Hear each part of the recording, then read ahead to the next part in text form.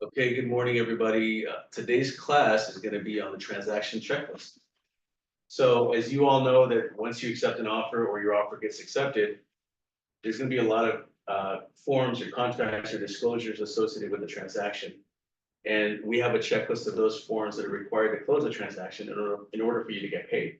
So one thing that is very important that I want to mention now before we start, and I can't state this enough, is that while you're going through a transaction, it's important to upload all of these forms when you get them fully executed. Upload them to SkySlope as soon as you get it fully executed. Because that way, I go through these forms every day. I'm in SkySlope every day, approving or rejecting certain forms.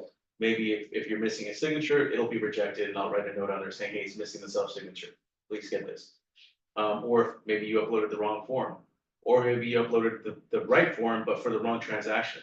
Maybe you have a couple transactions going on, and I write a note on there, hey, this is rejected, right? But the wrong form, or wrong transaction, or missing a signature. And it gives you time to go back and get it signed, or upload the correct form. But also you wanna make sure you have all of this before closing. Because the last form you're gonna get at closing is gonna be the final settlement statement, which on this checklist we have written down as a closing statement. There had been some agents in the past where they would wait until after closing to upload everything, only to realize that they were missing some forms. Guess what? You don't get paid. Go back and get those forms signed, and good luck trying to get those forms signed from the other agent on the other side, because they're gonna say, we're done. My seller or my buyer's not gonna sign anything. We're closed. So please upload the forms as you get them, so that way you know exactly what's missing. And you know, you can log into SkySlope every few days and see, okay, what am I missing? Okay, let me go grab that. Who do I get that from? And today's class is pretty much to teach you where you get each form from. We have a list of different forms that are required, but it's a little overwhelming when you're a new agent, right? You're like, oh my God, there's 2 pages, and then some of forms that are required. Well, do I have to generate everything? No, you don't. You do have to have your client sign everything. And then today we're going to talk about where you're going to get each form from in this transaction, or who's expected to provide it. So the first form on this, and I'm also going to show you what each form looks like. So the first form is the residential purchase agreement, also known as the RPA, and this is going to be provided by the buyer side. So if you guys want to write next to it, buyer side. And this is what the purchase agreement looks like. The purchase agreement consists of a few different forms, and we have purchase agreement packet, as you can tell right there, as you can see. And within that packet, you have a few different forms, one of them being the agency disclosure. This kind of lets the client know what the duties are of the agent during the transaction for the buyer side and for the seller side. And let me move this out of the way here. Along with that, you get the purchase agreement, and in the purchase agreement is where you're going to write down the terms of the offer, purchase price, number of days of escrow, deposit, down payment, loan amount, things like that, contingency periods, so forth. We're not going to go into everything, just want to show you what it looks like, along with additionally to these forms in the RPA packet, you're going to also get or include, let's go past this, the buyer's investigation advisory. That's pretty much to let the buyers know that they have the right to inspect the property, and these are the different types of reports, examples of reports that they can request or bring in. Let's see. Building permits, fire hazard, earthquake, environmental hazards, things like that, square footage, so you can investigate all these things. And then along with this form, the possible representation of more than one buyer or seller. This is pretty much telling your client, I may be working with another buyer, another seller, you're not my only client. I may be working with the seller of the property that we're submitting an offer on, or I may be working with the buyer that submits an offer on the property. So just so you know, you are not my only client. I don't know who would think that they'd be your only client, but there are people out there. Fair housing and discrimination advisory, letting know it's against the law to discriminate. Wire fraud advisory, this is also in the packet.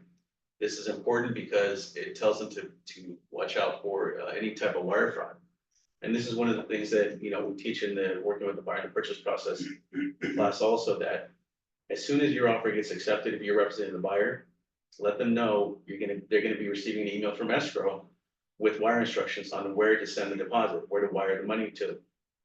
And when your buyer receives that email, make sure that they contact escrow, they reach out to escrow to confirm that account number.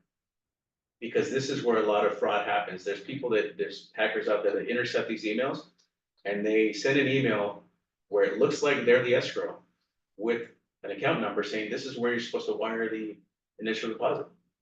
And guess what? Once they wire the money over, it's gone. You can't get it back. So make sure that you tell your buyers to reach out to escrow as soon as they get that email to confirm that wire transfer account number. So that's what that is there. And also Consumer Privacy Act advisory, letting them know you're not gonna be sharing their information with anybody. Let's see. So that's where that ends there. So all of those forms are part of the purchase agreement packet. And again, it's provided or generated by the buy side. The next one on this form, and they're not in any particular order. They're, right now, we're going through sales documentation. There's different sections. And then they're in alphabetical order within each section. So next is the contingency removal form. And this is gonna be generated usually by the buy side. There might be at some point a seller side contingency removal, and that's if the seller has a contingency to find a replacement property before moving forward with the closing here, right? But that's gonna be not as often, so I'm not gonna bring that one up. I'm just gonna bring the contingency removal for the buyer to show you what that looks like. And there may be one contingency removal to remove all contingencies, or there might be 5 or 6 different contingency removals. So if in that case, there'll be contingency removal number 1, number 2, number 3, number 4, number 5. And in that example, maybe they remove the inspection contingency first on the first one. And then the next one they send, they're gonna remove the, I don't know, the appraisal contingency. And then the next one, they're gonna remove another contingency. Or maybe on the 17th day, they're just gonna send over the contingency removal form with number 4 checkmarked down here, where it says buyer removes any and all contingencies. So again, this is generated by provided by the buyer side. The next one, the form on the checklist here is escrow instructions and earnest money deposit receipts and any amendments. So escrow instructions, you're gonna get this from escrow. So if you wanna write escrow next to it. And what the escrow instructions are is pretty much a summary of what the terms are of the purchase contract. And making sure, and then they send it out to the buyer and seller saying, hey, this is what you agreed to, correct? They will sign it. And then the earnest money deposit receipt, as soon as the buyer wires over the deposit, escrow emails them over a receipt saying, we got the money, here's the receipt. And that looks like, let me show you what that looks like here. Where is it? This is escrow instructions for a property. It's an example of escrow instructions. This is what it looks like. It could be a few pages long, right? And let's see, is the deposit receipt in here? It's not, but I think I have one here. Here's a deposit receipt saying, we received the money. This is how much you sent in. This is the escrow number and so forth.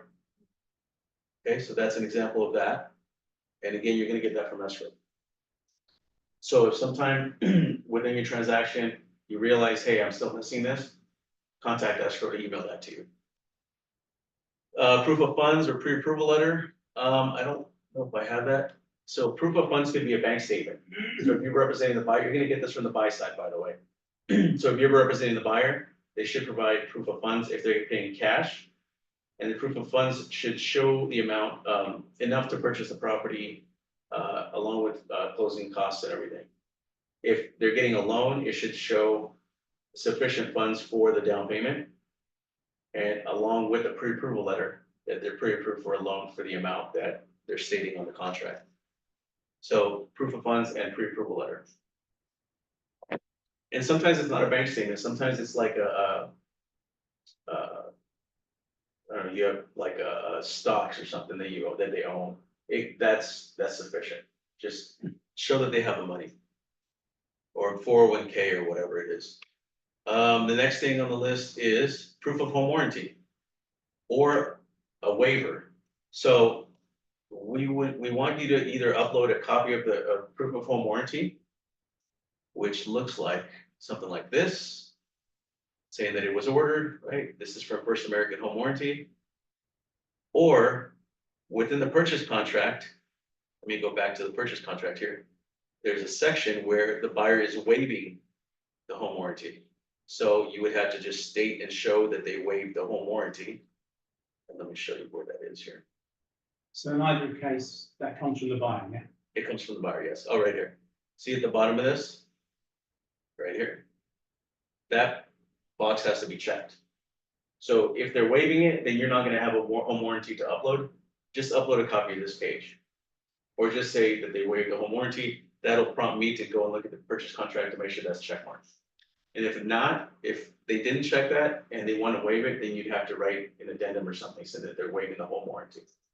Just out of interest, in what situation would somebody waive the home warranty? Because it seems like. To make their offer look a little more attractive, because everybody asks the seller to pay for a home warranty, and it could be anywhere from $800 to $2,000, depending on what they're asking for. And that means the seller has to pay for it, right? So if they're asking for it, the seller to credit them or to pay for it. So if you have two offers and one of them is asking for a home warranty, and the other one's not, and everything else is the same, that might be something that would favor the person that's waiving it. Okay, good question, by the way. All right, so, and that's gonna come from, you can get this from escrow. At some escrow order the home warranty, some, we would actually recommend or suggest that you talk to your buyer. And if you were able to select the home warranty company, because if you're asking for them to pay for it, you also ask them to like pick the home warranty company, right? In the offer. We use Rosie Pool with First American Home Warranty. Have Rosie reach out to your client, to your buyer, and let them come up with what the best plan is for your buyer for that price for that particular property. What's the name of the company? First American Home Warranty. And the reason is because you know, what used to happen is they would let escrow just, you know, pick what services, and escrow is gonna pick whatever, you know, whatever price is allotted, they're gonna pick the closest thing. Doesn't necessarily mean it's the best product for it. So the reason for this is because you don't want the buyer to come back and complain and say, hey, I didn't know that, you know, it didn't cover this or whatever it is. Let them decide what they want, right? They're giving them the credit, let them talk to the rep from the home warranty company, and then decide what the best coverage is for that property based on that amount. So that way they're not gonna come back and complain and say, hey, you know, you picked this for me, I didn't even know what, you know, what's going on, you gotta include me. So again, So that's, comes from a combination of Yeah, the so- buyer so, side yeah, and the yeah. escrow. if you order it, they're gonna send you a copy of the receipt. But if they don't, you can always get it from escrow later, because escrow is gonna have it. But make sure that you allow the client to talk to the rep to decide what the best service is for them or product. Request for repairs. The request for repairs is gonna be provided by the buy side. And this is pretty much after the buy side does their inspection of the property. And maybe there's a termite inspection as well. They get a chance to negotiate any repairs or credits towards repairs. And the form looks like this. So the buyer can check the box here, request to start, fix the below items here, and they can type in, I guess, a reference number to the inspection report. So, you're gonna say, the buyer's asking the seller to pay for the repairs. These repairs listed below from the attached, inspection report, you check the box here, dated, and then what date it was inspected. And then let's say it says on page 4, section 4.3 or 4A, you're gonna write in here 4A, seller to replace water heater, or seller to, fix broken window, replace broken windows, or whatever it is. So this is where you write a list of what you were asking them to repair, or you could simply ask for a credit. You could say, letter C, right here. Buyer wants $5,000 credit towards repairs at closed restroom. You could do that, or you could do a combination of both.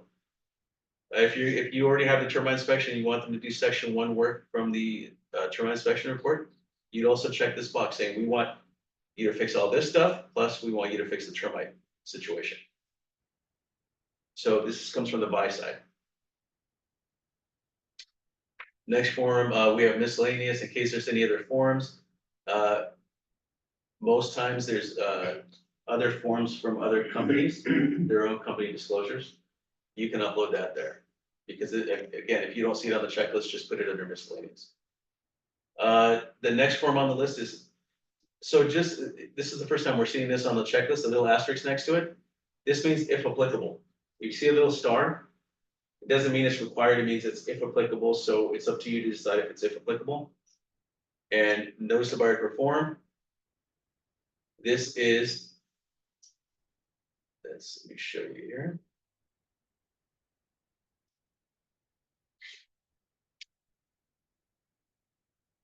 This is, the seller's gonna give a notice to buyer to perform if they want them to remove contingencies. Maybe the buyer hasn't removed contingencies yet. So by the date that they said they were going to remove contingencies. So the seller would then send the notice to buyer to perform to remove all contingencies. And they would just check this box here. Up here, to remove all contingencies.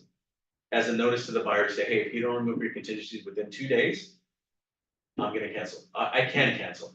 It's not saying I'm going to, it's saying now I have the right to cancel, because remember, during the transaction, the seller can't cancel.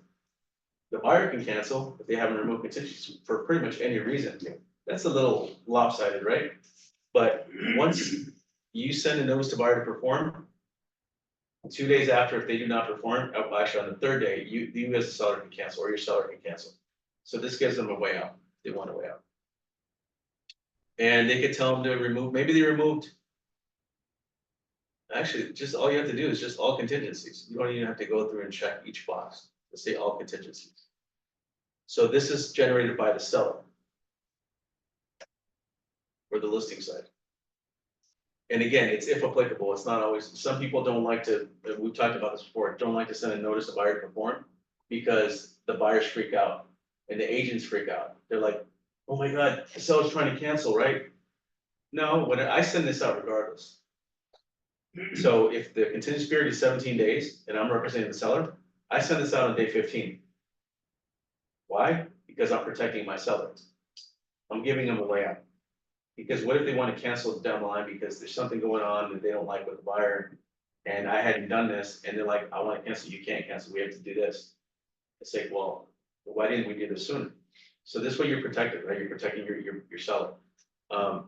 So buyer's agents are like, oh, does the seller want to cancel? Why are you doing this? Like stop pressuring us. No, I make sure to reach out to the listing agent or the buyer's agent and say, hey, this is company policy, just giving you a heads up, I'm sending you a notice to buyer perform to remove all contingencies. Don't freak out, it's just company policy. And then they're okay. Then they don't feel like, oh my God, they want to cancel, it's the end of the world. So just keep that in mind. The next form on here is cancellation of contract. And this is, let me show you what that looks like. This could be sent by either party, I guess. But as long as everybody agrees to cancel. Well, this is what that form looks like. And then the sections here where the seller gives the okay to escrow to release the buyer's deposit and so forth. But it all has to be agreed to. And again, this can be generated by either side, but again, everybody has to sign it. If that happens, presumably there's still some escrow costs incurred. Who pays those? It comes out of the buyer, the money that the buyer has in escrow. Yes. And there's usually like a couple $100, up to $500. Oh, so it's not a huge. No, it's up to between, I think, $100 to $500 typically. For any work that they've done, processing, stuff like that, maybe couriers and notaries and things like that. All right, so now we're gonna go to disclosures. Disclosures is a section for pretty much, all of this is pretty much gonna be the seller listing side that's responsible for generating this. So the affiliate business arrangement disclosure, actually, this form here can be generated either by the buy side or the list side, and that's, let me show you what that form looks like. This is a Coldwell Banker form, right? And if you don't have this, let me know, I can email this to you. You have to upload this PDF into zip forms to include it with your disclosures. And this is letting them know that, hey, these are other companies that we're affiliated with or have an interest in. So we're using escrow here, we're letting you know, hey, we own this escrow company. If you're using Southern California funding, hey, we also own Southern California funding. There's no fishy stuff going on, but we're lying to you and telling you, oh, they're the best company. We don't know who they are, but we just know they're the best, so you should use them. No, we want you to use them because we own them, right? But they are good, right? Just as good as everybody else. So that's what that is. And this, depending on if you're representing the buyer or the seller, we want you to include this form as well. And again, that's required. It's not optional there. It's not applicable. The next form is the agent visual inspection disclosure, so the AVID. And the AVID looks like this, and we've talked about this before. I think I added it at the end, forgot to move it up. So let's see. All right, so this is what that looks like. And again, the listing agent is going to provide one and the buyer's agent is going to provide one. So both are going to provide one, their own. And this is, again, is a visual inspection done by you, the agent. You have to walk through the property and write down any deficiencies that you notice on the property. This does not mean that you have to open, turn on all the water, turn on the stove, check all the light switches. That's not what this means. Look behind the stove or behind the fridge or under the couch. That's not what this means. It's what do you see when you walk in? You walk into the living room. Oh, there's a torn carpet. Okay, torn carpet in the living room. If you walk into the kitchen and you see that there's a hole in the ceiling, there's a hole in the ceiling in the kitchen. Things like this. Don't go around and check all the light switches and, all the doorknobs, do they work? Don't go and turn on the shower. Oh, does the shower work? It's not what it is. So please don't do that. When do this one, the region? You should do this at the beginning. And before the open ISO or before the submitted purchase agreement? All of this only happens after you are in escrow. After open ISO. Yeah, you're only gonna start working on this checklist when you're in escrow. Okay, you're saying that, the agent, we check, we check what's going on in the room, everything. So when we do that? At the beginning. Beginning is before the purchase submit or the after? No. Remember, if you're in escrow, that means you've already submitted your contract and it's been accepted already. Okay. So when you open escrow is after you submit your offer and it's accepted. That's when escrow opens. Oh, okay. So as soon as escrow opens, you can start doing your visual inspection. You mean after the open ISO? Is that, Oh, before the open ISO? no, after, After open ISO, I check the room. yes. Why you sound confused about it? I don't know, is it when I started check the room, is it before the submitted purchase agreement or after, Yeah, but why would you do it before? What, like, I think you would see the problems when you go do the showings and stuff. But when you actually start putting it down for the disclosure, it would be after escrow. yeah, because you're not gonna take a visual inspection report to every home that you're showing. You're not gonna do that. Because you're not gonna submit an offer on it. So it's after, when you open escrow, is when you can do all the inspections, you're gonna bring in your inspector, the termite inspection, and you're gonna do your visual inspection after you're in escrow. And when you write all these things down and you bring in your inspector, the buyer can say, okay, now that I know all these things that are wrong with the house, I can cancel or I can move forward. Or I can ask the seller to fix these things. Does that make sense? Okay, makes sense. Okay, yeah, because you don't wanna do this before you submit an offer, because you're gonna be doing this on all the properties, and that's not what, you only do it on properties that you're in escrow in. Yeah, but I would do it as soon as possible. Once you open escrow, do it as soon as possible, just so you get it out of the way, because you want your buyer to sign it, you wanna send it over to the seller and have them sign it, and then they email it back to you. So, yeah, get all this stuff done. And so within the visual inspection, let me show you what it looks like here. It's gonna say.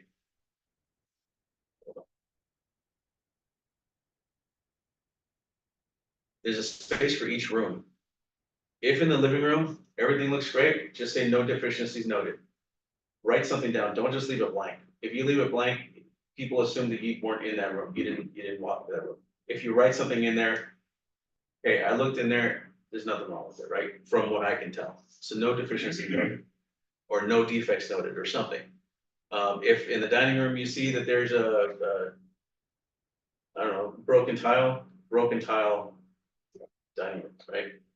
And then here where it says bedroom number 1, I would say bedroom number 1, and then right next to it, I would say master bedroom. And then blah, blah, blah. And then bedroom number 2, say bedroom closest to the stairs, to the left. Right, so you're telling them exactly which room you're talking about, because nobody knows which one's bedroom 1, 2, 3, or 4. Bedroom 3, downstairs bedroom. Right, so you're identifying, and then same thing with bathroom. Bathroom 1 is master bath, is what I'm gonna say. I'm gonna type in master bath and then no deficiency noted. Bath 2 is the hallway bathroom, upstairs hallway bathroom, broken sink, I don't know, whatever.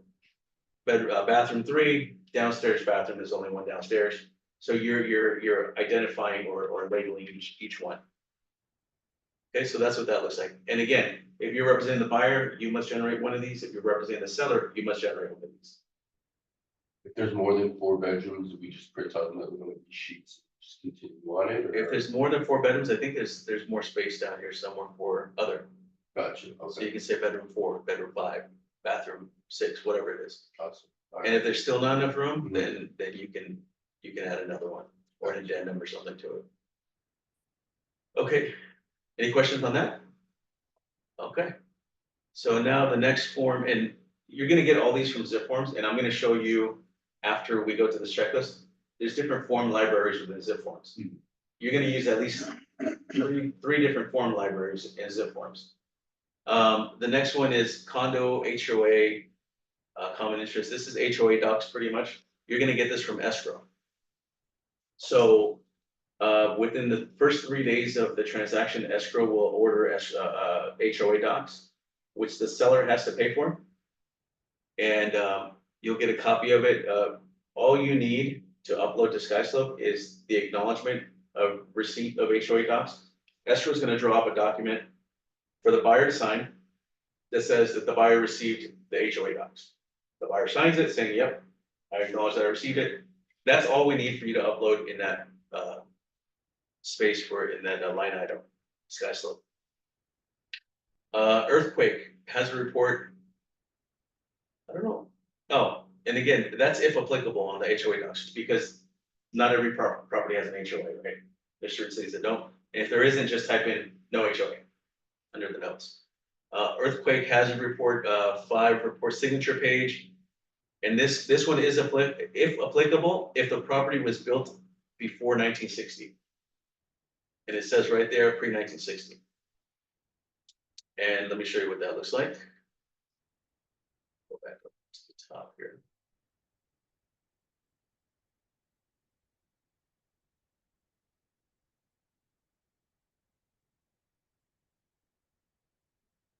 Oh, there it is. So this is the form, this is what it looks like, and this is gonna be provided by the seller listing site. So remember, all of these, most of these you're gonna get from the seller. Fire hardening, defensible space advisory should be provided by the seller as well. And that is not in here. Forgot to add that in here. Homeowner's got earthquake safety environmental hazard signature page. That's what this looks like, and it should be provided by the seller. And just as a note, if the seller listing site doesn't email this stuff to you, if you're representing the buyer, along with the seller's disclosures, you can always just pull it up in zip forms, because there's nothing that has to be answered. Have your buyer sign it, send it to the listing site, have their seller sign it, because it's a signature page is pretty much. Have them sign it and then email it back to you. But they're gonna send you certain, like an email with all the such disclosures, right? So again, if some of these forms are missing, just generate them, and send them along with, have your buyer sign them, have your buyer sign the seller's disclosures as well, send everything together. Next one is lead-based paint, and this one, if you notice, is also if applicable, and if the property was built before 1978. And this should be provided by the seller, and this is what the form looks like. Again, it's just a signature page, signature form.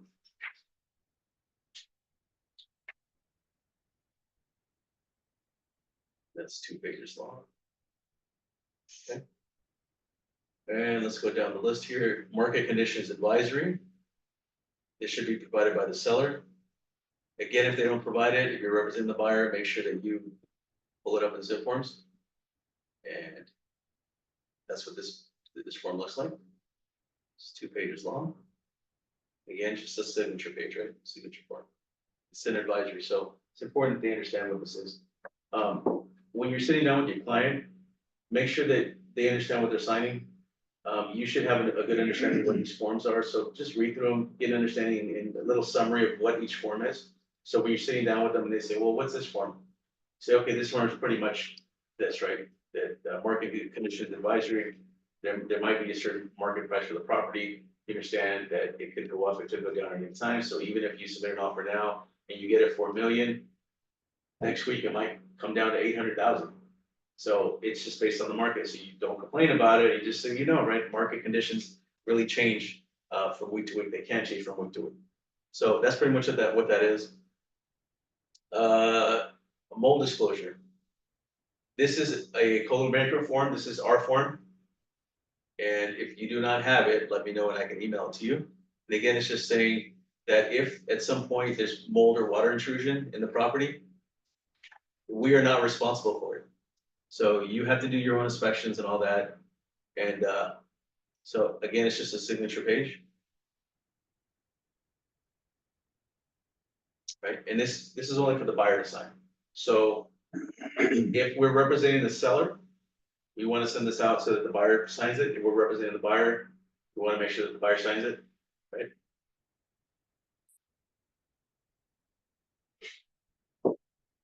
So it doesn't matter, just to make it clear, if you represent the buyer, have them sign it. If you represent the seller, send it over for the buyer to sign it.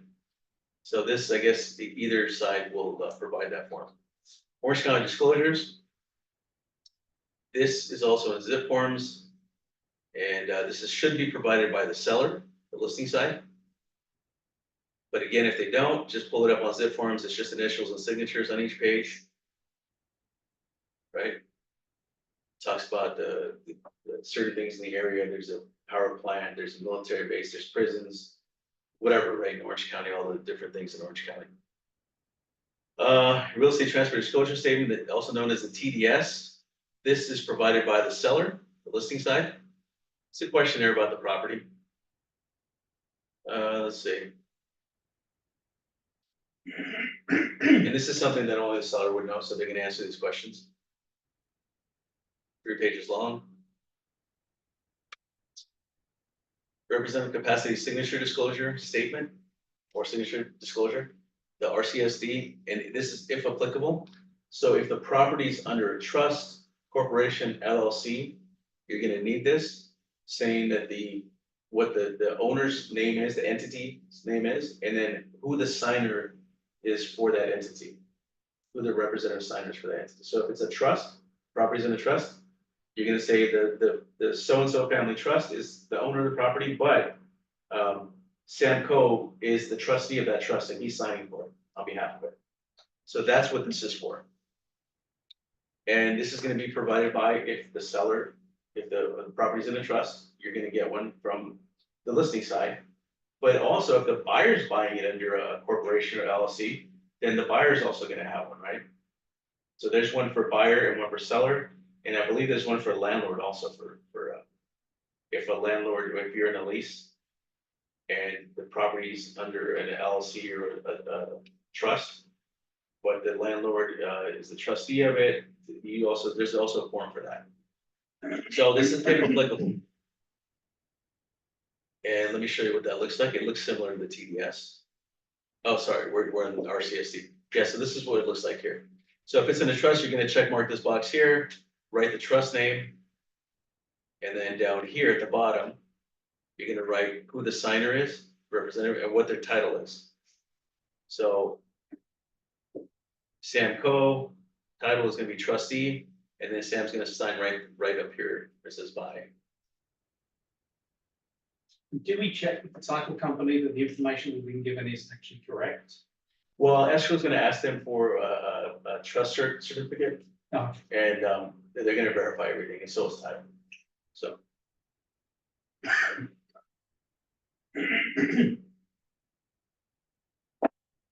Seller property questionnaire, this is gonna be provided by the listing site. And this is, I believe, 4 pages long. This is what that looks like. Again, questionnaire about the property that only the seller would know. Let's see. Seller's affidavit non-foreign status, this is for tax purposes. And this is provided by the seller, the listing site. That's what this looks like. And if you notice on the checklist, it says, or QS.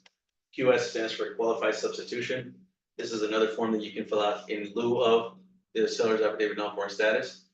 And that form looks like this. Let me show you. Oh, just as a note, if there's more than one seller, each seller has to fill one of these out. So let's go to the next one. Here's what the qualified substitution looks like. And again, this is for tax purposes. This is for if the seller is not a US resident or doesn't live in the US, then taxes are collected and the buyer's responsible to make sure that escrow takes taxes from them. Otherwise, the buyer will be responsible for paying those taxes. If people think that, that don't live in the country, oh, I'm gonna sell it, I don't have to pay any taxes, they're wrong. They have to pay taxes. Let's go to the next. Oh, did I close the checklist? I think I accidentally closed the checklist.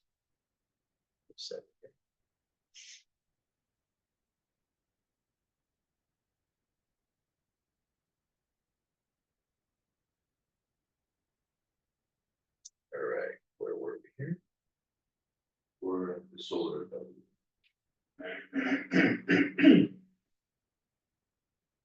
Okay, solar advisory questionnaire, and again, this is if applicable, if the property has solar panels.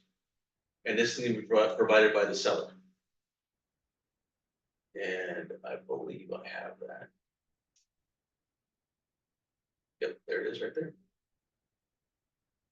Little questionnaire about that. And next is a statewide buyer seller advisory. Again, this is just advisory for them to read. It's like 14 to 16 pages long. And then there's a signature at the end.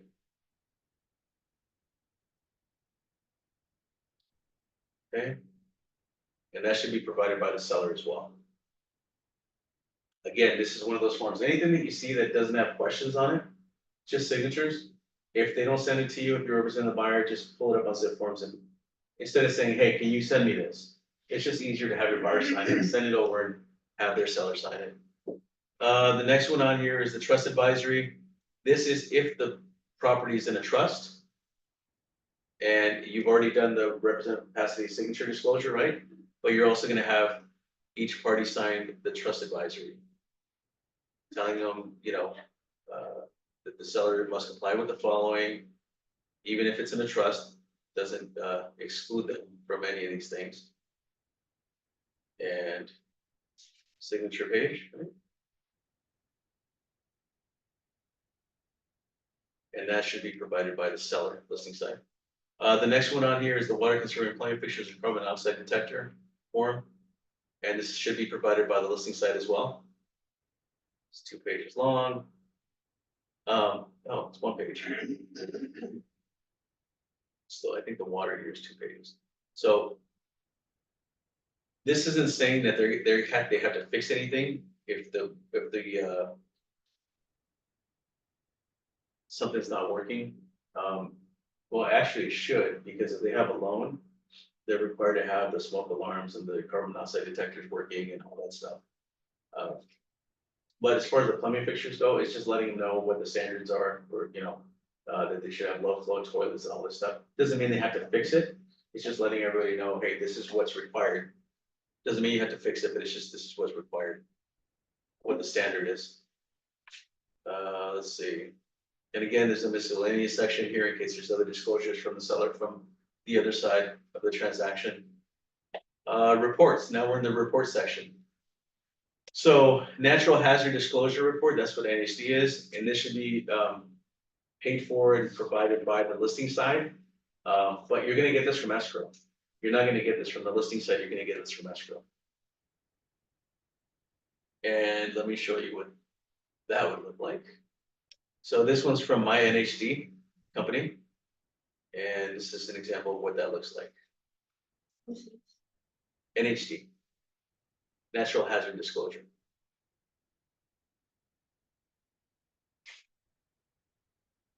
Okay, and then physical inspection report or buyer inspection waiver.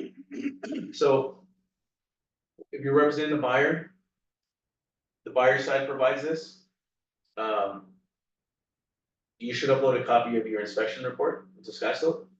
Or if they don't want an inspection report, they can upload the buyer inspection waiver, which looks like this. You're representing the buyer, you should have this, right? If they're not going to do an inspection. And they're gonna initial right here where it says the home inspection waiver. You can initial there and sign at the bottom. Right. And if they also don't want a termite inspection, you're gonna have them initial on section B. And also sign at the bottom. So if they don't want a physical inspection or termite, they get initial A and B and sign at the bottom. And you're gonna use this form to upload for the inspection and where the termite inspection on this checklist go. Would you typically advise somebody to have an inspection like that? If Oh, they're yeah. not gonna- Yeah, I mean, I would. Yeah, I mean, if somebody's spending, around here $1 million plus, yes. it seems like a real false economy not to have that. I guess unless they're buying a brand new build. Well, sometimes they're like contractors and they walk around the property and they're like, you know what? I don't have to do a home inspection. I'm a contractor. I know what I can see. I'm gonna fix everything. So. And sometimes contractors say they know everything, so they don't have to do that. They're better than what an inspector would do. And I don't know. So. All right, so that's provided by the buy side, right? The waiver or the inspection. And the preliminary title report. You're gonna get this from escrow. And. Let's see, right there. And escrow gets this from title. So what escrow does is they order the prelim from the title company. In this case, it's Lawyer's Title. And it gives information about the title, make sure, they check to see if there's any liens on the property, if there's any cloud on the title. Any type of issues, right? So to make sure that the property is insurable or the title on the property is insurable. That the seller that's selling the property is in fact the owner of the property, that any liens will be paid off at close of escrow. So that you're gonna get from escrow. Termite inspection. So traditionally, the buyer asks the seller to pay for the termite inspection. So the termite inspection in that particular case would come from the seller. But if the buyer did not ask the seller to pay for it and the buyer gets its own inspection, then the buyer has to provide this. So it's no standard, either one. No, traditionally, standard, the seller pays for this, yes. But right now, the buyer is still. No, the seller still, yeah, you can ask, the buyer can ask the seller to pay for it, and that's still what's going on now.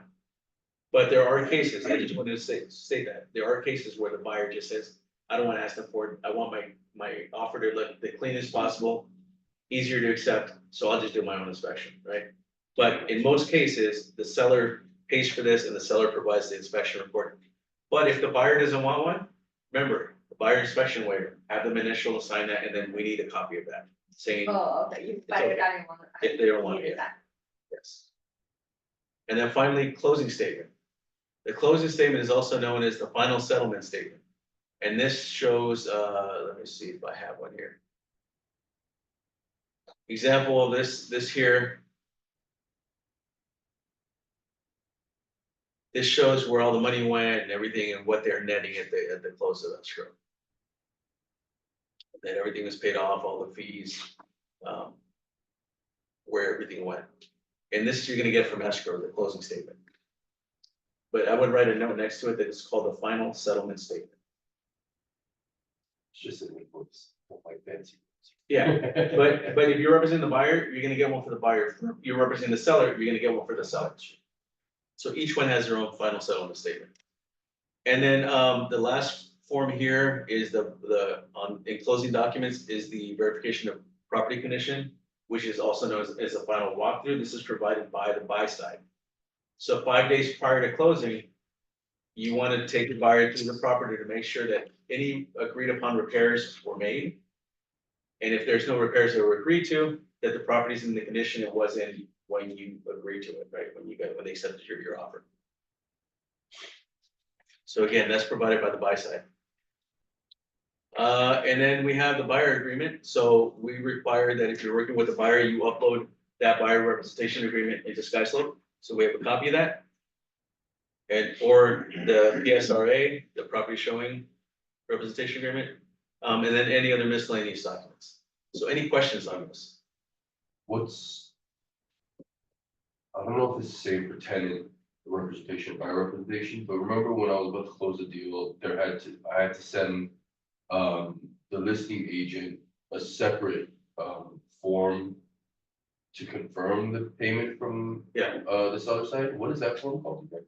I'll tell you after. Right now, this is just for sales, right? Gotcha, Transactions. gotcha. I'll tell you what it is. We'll talk about that. So this checklist in SkySlope is called the transaction 2024 RPA residential where TDS is required. And most transactions are gonna require TDS, transfer disclosure statement. And the only time that it is not required is when the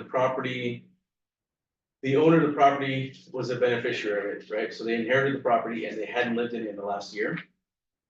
They don't know about the property, right? So they can't answer these questions. Then there's another checklist that we have where the TDS is not required. And the difference between this checklist and that checklist is this checklist has the transfer disclosure statement and the seller property questionnaire. The other checklist doesn't have those forms. Instead, it has the exempt seller disclosure, which is 1-page questionnaire that they might be able to answer questions to, but they didn't live in the property, so they can't answer questions on the property, right? So that's the difference between the two. So again, traditionally, you're gonna use this one, but if your client inherited the property and they didn't live in it, you're gonna use the other one where TDS is not required. Okay, so now with that being said, I want to show you guys again in zip forms. Okay, close it. Chat it open.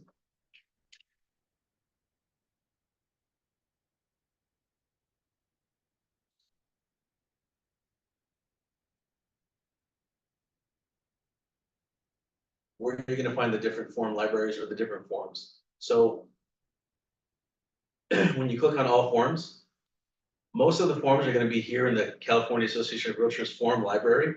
And this is the form library. These are all the forms under this library or category. So do I need like you, so when I collect my form, it's not too much like you, so how can I do? Okay, I'm gonna show you. You have to make sure that when they click here, it says California Association of Realtors. This is where most of the forms are found. The other ones, the earthquake forms, you're gonna find them under the EPUB form library, right here. Okay, and then, so the 5 and 6, this is where those are gonna be on your checklist there. And then another form library you're gonna use is the OCAR, or Orange County Realtors. And that's where you're gonna find the Orange County Disclosures form. So you go back So to, do I need a special, ID or not? no, you No? you just have to make sure when you click up here, you select California Association of Realtors forms, and you're gonna get all the forms. Right. Yeah, So sometimes people will be like, oh, I can't find the form. It's because they have like a different library open, they're looking for this, the TDS. TDS, how come it's not coming up? Where's the TDS? It's not coming up. It's because you're in the wrong library. See it Oh, here? yeah, so When you when, go here, and then see, now the TDS shows up. oh. But if I delete this, then it's gonna show me all the forms. That makes sense? Okay, so I wanted to show that to you guys as well.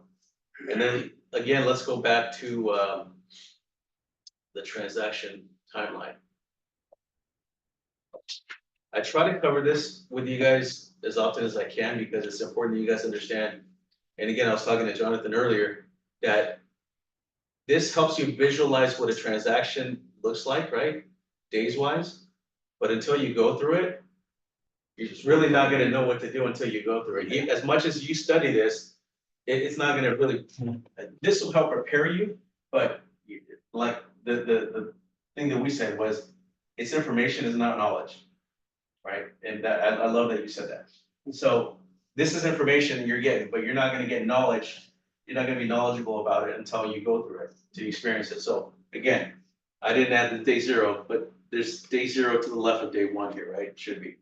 So within the first 3 days, after acceptance, after escrow is open, the buyer should wire the deposit into escrow.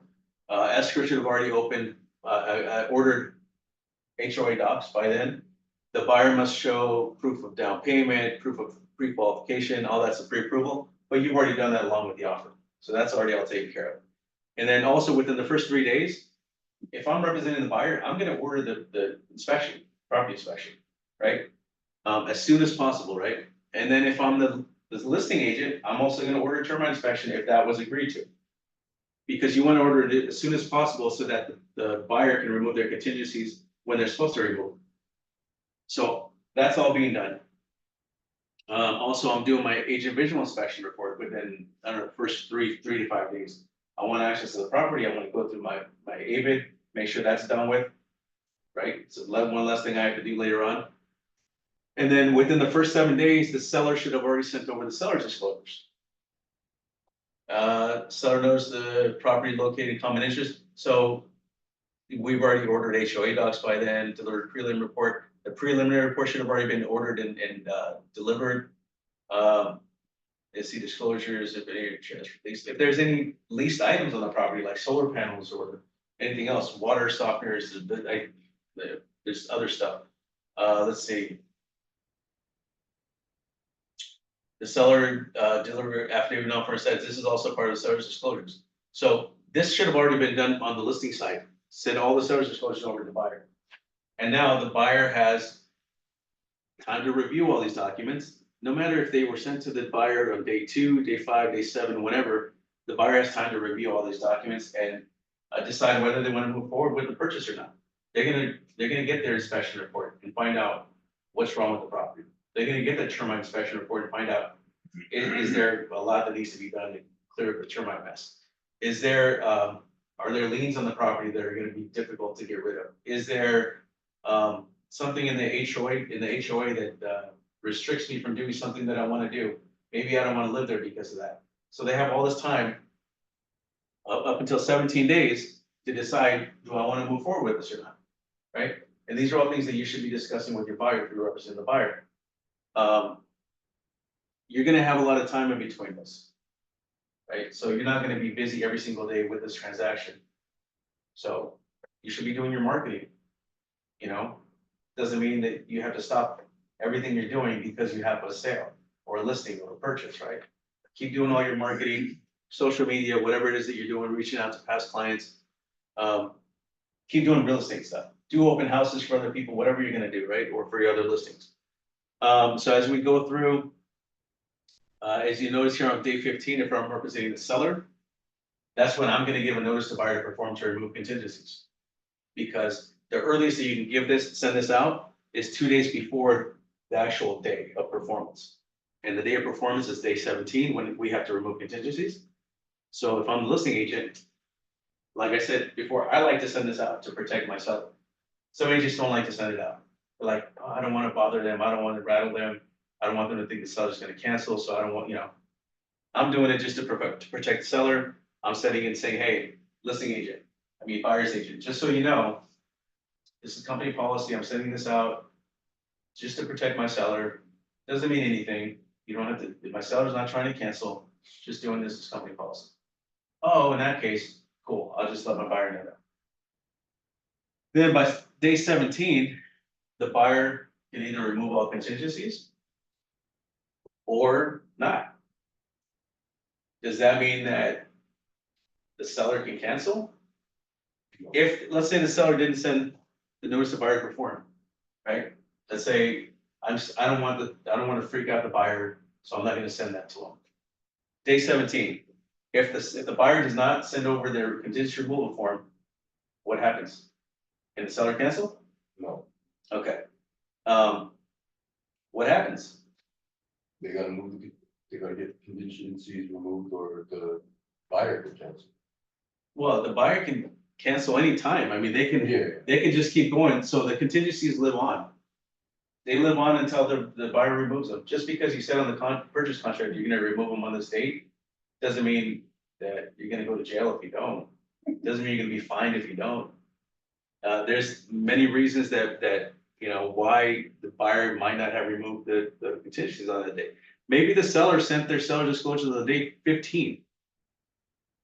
The buyer still has 5 days after receipt of any report to remove contingencies on that. Right? So maybe they didn't get HOA docs until day 15, or maybe they didn't get the preliminary title report until day 15. Maybe title was busy and they finally got on day 15. The buyer still has time to review all those documents, right? All those reports. So there might be a transaction where the contingencies may not be removed at all. I had a transaction like that. I kept sending notice to buyer perform, like a bunch of them, and the listing agent's like, okay, I'll send it to my buyer. They never removed them, but we still closed. And I was like freaking out. I was like, no, we're not gonna close, but we closed. So, that might not happen. So as soon as buyer removes contingencies, the buyer cannot cancel. For any of those reasons anymore. They can't cancel at all. And if they do cancel, then the seller has the right to keep their deposit. Right? Now we move on and maybe there's nothing else to do. Maybe there's repairs being made. There was a request, let's say, I forgot to mention, between these days, the first 17 days after the inspection, the buyer submits the request for repairs if they have repairs that they want them. And they're negotiating on that. And maybe they're waiting to remove their contingencies until they've agreed to repair something. Because that might be something that's gonna hold off the buyer, saying, I'm not gonna remove contingencies until you agree to pay for this stuff. Or to repair, or give me a credit, right? So that could be something that holds it up. So now we remove contingencies, everybody's happy, everybody agrees to either a credit or repairs. And during this rest of the time frame, they send out their handyman or whatever it is to repair these things. And you're at 5 days before closing, that's when the buyer does the final walkthrough. So you're gonna schedule that with your buyer, hey, let's go through, make sure everything's either repaired or the property's in agreed upon condition, right? That it was when you purchased it. If everything looks fine, okay, you move forward and then you close on day 30th. But if for some reason the buyer or seller think that the other is not gonna close, you could send a demand to close escrow. It's kind of like a notice to perform. What are you gonna do? You're gonna cancel? It's already at the end. Why even bother? And that's it. Any questions? No. Thank you. Any questions? So you understand? Yeah, I understand. You understand? Okay. So can I quiz you guys? Okay, sorry. Let's see, I'll ask, I think I wanna start doing this more often. Like, I'll ask you guys questions, okay? So, and some of them are not exact, some of them are just this. So, okay, so when are you gonna do your agent visual inspection? After open the ice, How soon after? ice soon, ice pop. As soon as possible? Okay, I like that. All right, Sam, if you're a listing agent, what's the soonest you can send a notice of buyer to perform? It's a listing agent, what? You're a listing agent or, is it as soon as this one closes? 2 days prior to, whatever like the contingency removal date, the performance date. Okay. 2 days before the performance date. So if contingency removal is supposed to be like Then, 10 days, because sometimes they change it in the offer, right? They say, oh, we're gonna remove contingency by day 10, the 8th. then you can send it on the 8th day, so 2 days prior. All right, so let's see, Jonathan. When must the buyer send in wire in their deposit? By what date? By the third day. Yes. Okay, good answer there. MJ, when do you do your final walkthrough? Final walkthrough, Final walkthrough, verification of property condition? verification, just, once the actual. No. 5 days before the Oh, close. 5 days before. 5 Yes, days. so this is at the end. Mm, the oh, final- the end, remember, yeah, final the walkthrough. end. Oh, It's final at the end, 5 days before closing, Mm. to make sure that the property is in the agreed upon condition. Mhm. Okay, wait, let's see, who's on Zoom? Who can I pick on Zoom here? They're all leaving right now. No one's there. Okay, Jaway, let's see. Who is gonna provide the, let's see, which one, which form are we gonna ask here? Who's gonna provide the transfer disclosure statement? Jaway, are you still there?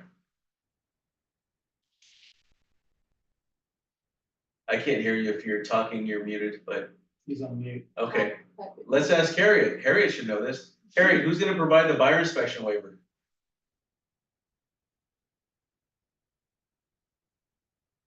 Nobody's like, they're on, but they're not on. Oh, Jaway, hold on, Jaway. Who's gonna provide the transfer disclosure statement, Jaway? Can you hear me? Is there a speaker roll? Can't hear you. Yeah. I'm gonna assume that you said the seller? You were Side? correct. You're correct. Great job, John. Correct. You're champion. Okay, Oh, he's connecting. Yeah. Both needed. all right. Okay, so I guess we'll leave it at that, and then if you guys have any questions, just reach out. Okay, thank you. Oh, wait a minute, Oh, we got another. can't unmute for some reason, Harriet, okay.